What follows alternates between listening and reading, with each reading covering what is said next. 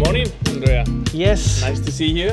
Nice to see you, Cristobal. Sunny day, one of the best coffees we could have in the center of Copenhagen. Fantastic. So let's talk about you first. How a guy from INSEAD with a nice executive career decides to become an entrepreneur and then to start investing in entrepreneurs? How the transition happened? So I have to blame a little bit INSEAD, in fact, because this entrepreneur thing started growing in me during my MBA here in 2016. And then I started working with a startup, and then I understand that was closer to my values and to my way of living. And then the second one came, and then the third one came, and by then I left corporate, and no regrets, there's no turning back at this point. I love my life. I love what I'm doing. I love witnessing these technological and business and professional miracles. And I couldn't be happier. I couldn't be happier to be part of this journey. It's a risky life, obviously. There's no salary that's coming fixed every month. There's no pension scheme, there's no fancy company car. But at some point, you want to understand, you want to realize, you want to prioritize what comes first in your life, right? And money, there will always be time to make money. We're all privileged here. We all live in a wealthy arena where opportunities will come. But it's about prioritizing and trying to leave your own footprint in this world. So yeah, I'm not sure this answers your question, but this is how I got to be an entrepreneur. Good. In fact, what you just mentioned was clearly what we felt. So was that the way you look at this, let's call it life transition, but legacy is that our values are very aligned in the long term, in what we want to achieve, in that money is not the driver. Italy, why Italy? What's going on in Italy? Why you've been almost working there for a year, but now you really wanted to concentrate. What is happening in the startup ecosystem in Italy these days? Well, and for that I blame you, in fact, because you remember we were having coffee 1 year ago, and I told you that I was flirting with the idea of getting closer to Italy and raising my own fund, because it was getting interesting. But then you turned the idea into a mission, into an objective. And I think Italy, it's an interesting place to be. I think in one of the blog posts on Startup Wise Guys, I called that the best kept secret in the VC world, because a lot of things are happening. There's a general level of trust in the VC world, starting from early stage, business angels, Series A VCs.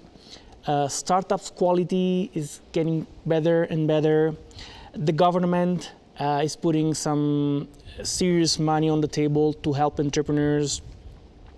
There's a huge trend on innovation and on topics which will be driven by startups and digitalization, and I think the country will face a new digital renaissance from that perspective, and that's why I think it's a good place. That's what I thought it was a good place to be.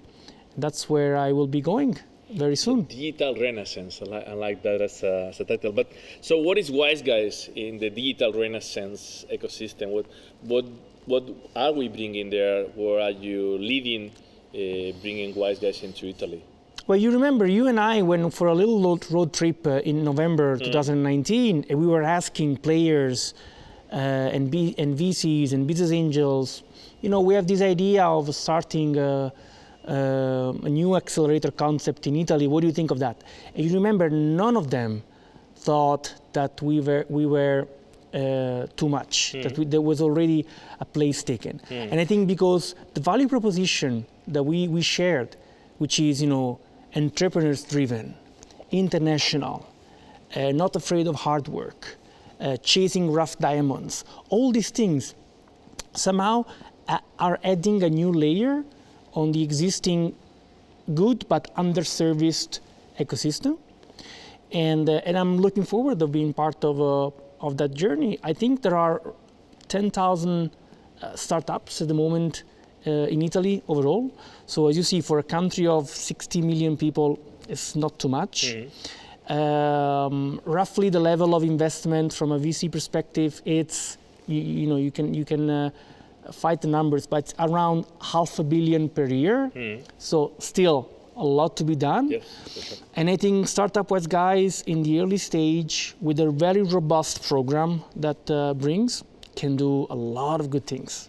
And I didn't think it twice when we really thought that this could be a good opportunity also for me to going back.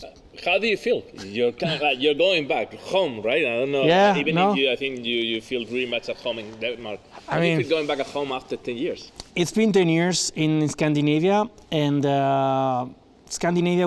Denmark will always be home for me. I have a house here, and it's been a fantastic place for me to live. But I feel it's about time to go and see what's going on in Italy. It's where I grew up, and it will take some time to adjust because I come from Denmark, which is very efficient and very digitalized, and I understand that Italy can face some challenges in that sense. But beyond any challenge and any risk, there's an opportunity, and that's where I want to be. And I will be in Milan, which is the most international city area in Italy, and it's the right place where to begin again in that sense. Direct question: when are we starting? When can teams already apply? When do you think we start our first acceleration in Italy? So I think Startup West Guys Italy has the right window during November. So first week of November, we will start our batch, Italy number 1. But in September, we will really push on the scouting part. We already are, through a series of community partners, looking at startup scenes, tech centers, incubators. So we are already building some pipeline, which is not necessarily only Italian. But from September, we will really step on it.